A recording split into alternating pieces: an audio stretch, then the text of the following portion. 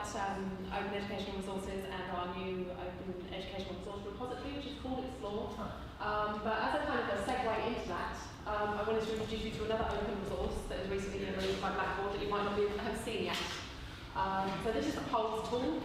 For those of you that have a web-enabled device in your hands, there's quite a lot of you. You can go to that URL in the browser, you can get the app from the App Store. And what I wanted to do, just very quickly today, is start off by running a quick poll.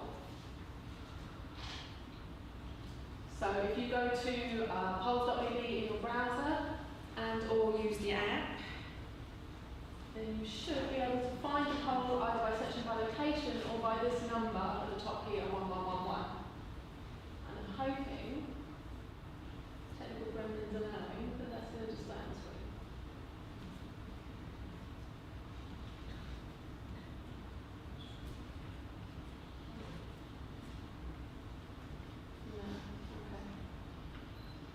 So the reason I switched machines was so that that wouldn't be an issue, but for some reason that is, because it looks fine on my laptop. Oh, okay. Let's try down here.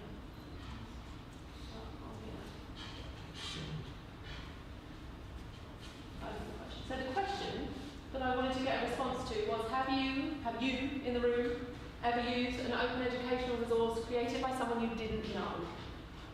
So the reason I put that caveat in there is I'm thinking about searching for something, not necessarily just being kind of pointed to something by the colleague at the desk next to you. Actually going through that process of looking through the internet and through Jorum, and actually finding a resource and enabling it as part of the talk course. So, great, we're getting some responses, 11 responses, about half and half. More yeses than no. See, that was what I was hoping for. I knew this was a good crowd, didn't you? You guys know about this stuff. Okay, so a little bit of fun to start the session off, and also just so that you can see the tool. It's freely available for anyone to use. Blackboard don't charge for it, so if you want to set it up, you can go to the website or download the app from the App Store. With that in mind, I'm going to move on to talk a little bit about Xplor. The first thing that I want to do is actually something that works out quite well for me, following on from some of the conversations that we've been having today. So first of all, I guess I should introduce myself. Apologies. My name is Usher. I'm a solutions engineer for Blackboard. Most people don't really associate anything with that job title, but basically what it means is that it's my job to help clients find the right pieces, the right technological pieces of the puzzle to help them achieve what they want to achieve. So, usually focusing around product knowledge and things like that. If you have any technical questions, come and ask me a bunch. Does anyone know who this guy is? You can show hands this time, I don't need to do a poll for this. 1, 2, 3, 4, great. So this, for those of you that don't know, is Richard Feynman.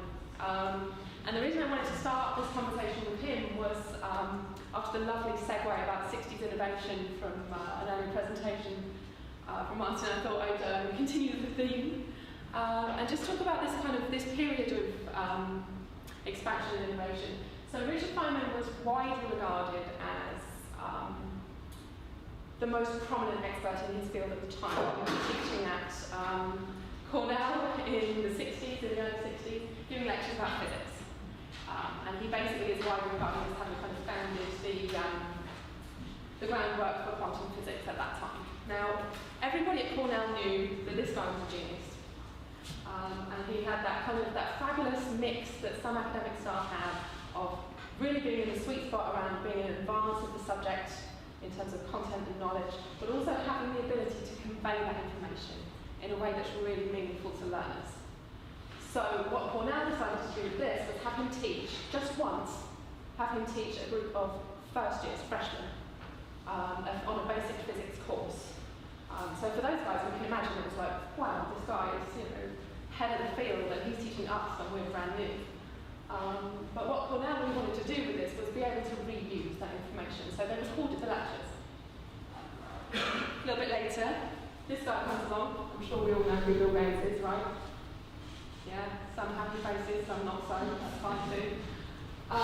So Bill Gates, when he discovered the Feynman lectures, was blown away. He sort of found the resource on the internet, and actually it was on the Cornell website, and he He is claimed to have stated, I don't know how true this is, that he would have changed the course of his life if he had known about them earlier. Now, I'm sure you probably know that he was a Harvard dropout. Bill Gates went on to found a little software company that no one's ever heard of. But the principle being that he thought this educational resource was so significant and had so much potential that he bought those videos and made them publicly available. Now, this is something that happened quite recently. And originally this was going to be a story about kind of the potential of open educational resources. Those videos have had hundreds of thousands of hits from people all around the world now. But when I was looking into this, it also became a story about the kind of the challenges of OERs, because it took Bill Gates, being Bill Gates, 20 years to get that content freely available. It required a lot of kind of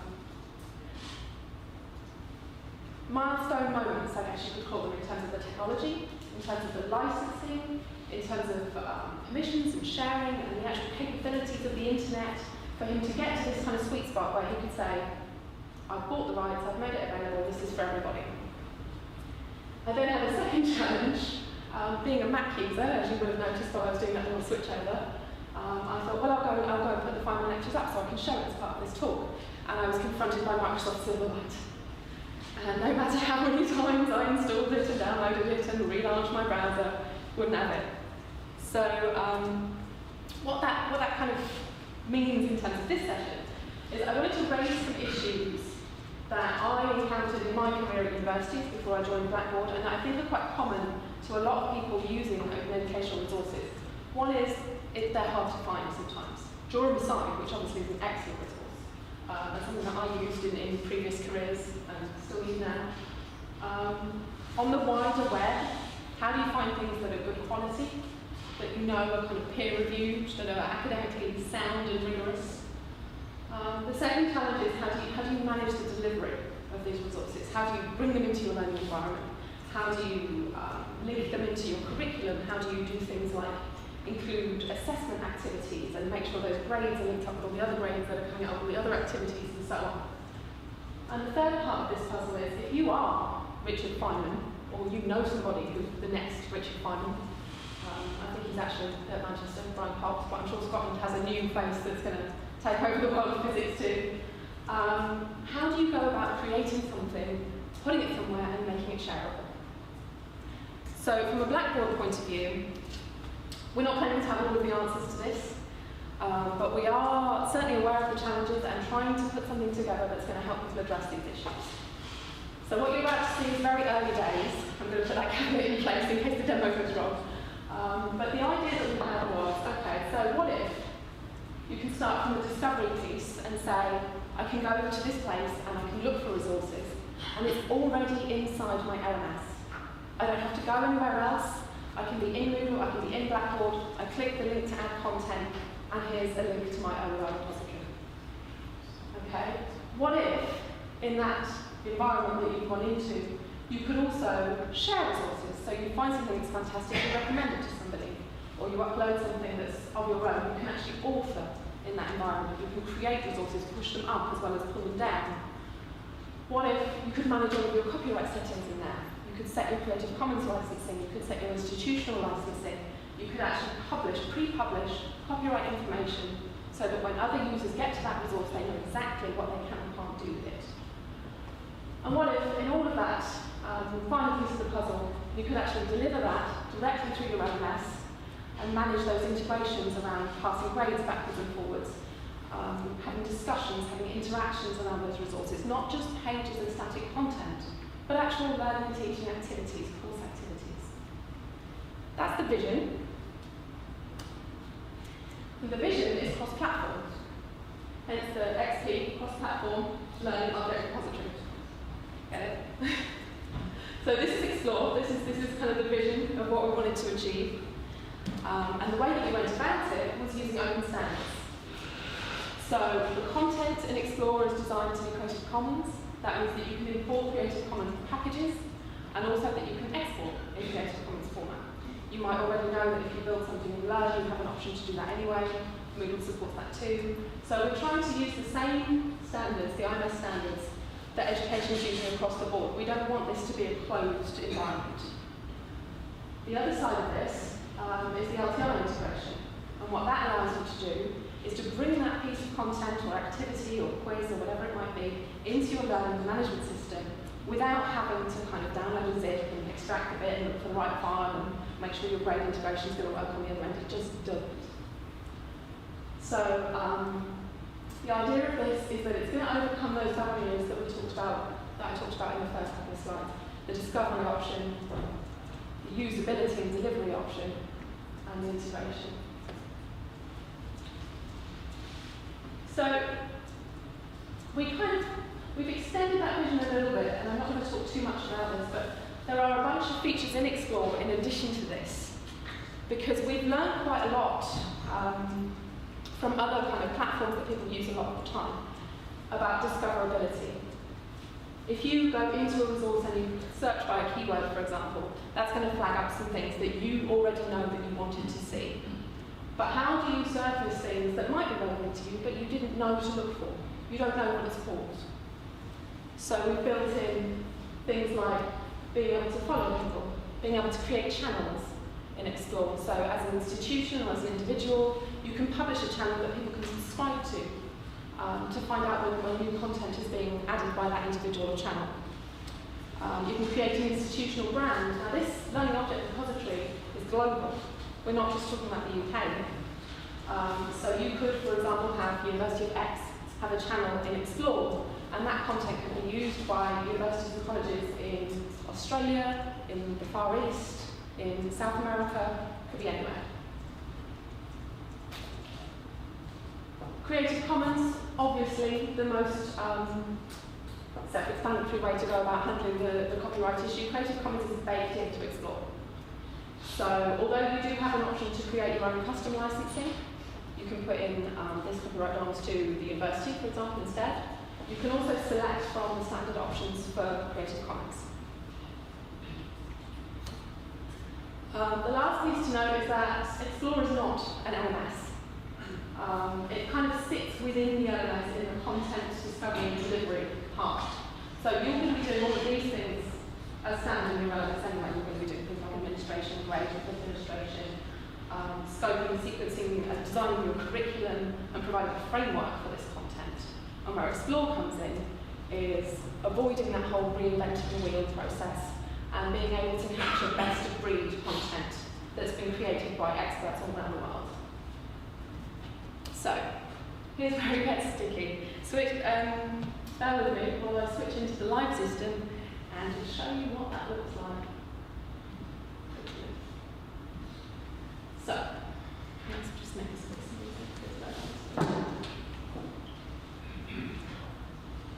okay, good. So let's imagine that I'm a Blackboard tutor. I'm going into my course that I'm teaching. You can see I'm a tutor because I've got my edit mode switched on. I've got all these buttons everywhere allowing me to do things to the course. And let's say, for example, I'm delivering a particular subject and my students are having some challenges around understanding some of the issues involved. Now, I know that this is a common question. Things like angles and geometry comes up in a whole lot of courses. I don't want to spend 3 or 4 hours putting together a piece of content that's going to explain this to my students. It's got to be out there somewhere, right? So, what Xplor allows me to do, in this build content button here, which is exactly the same place that I looked at overnight when I was creating myself, I'm going to click on, down the bottom here, Xplor content.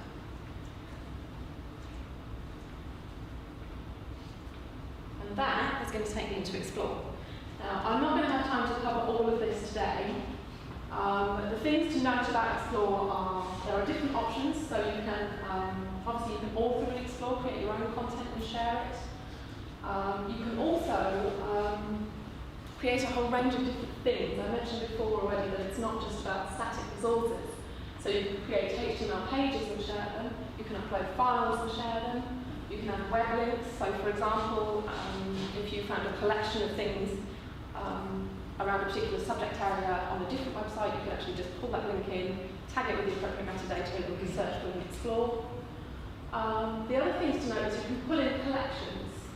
So this would be a whole collection of individual pieces of content, activities and things like that. You might remember that they used to be published by publishing companies before they started hosting their own versions of it.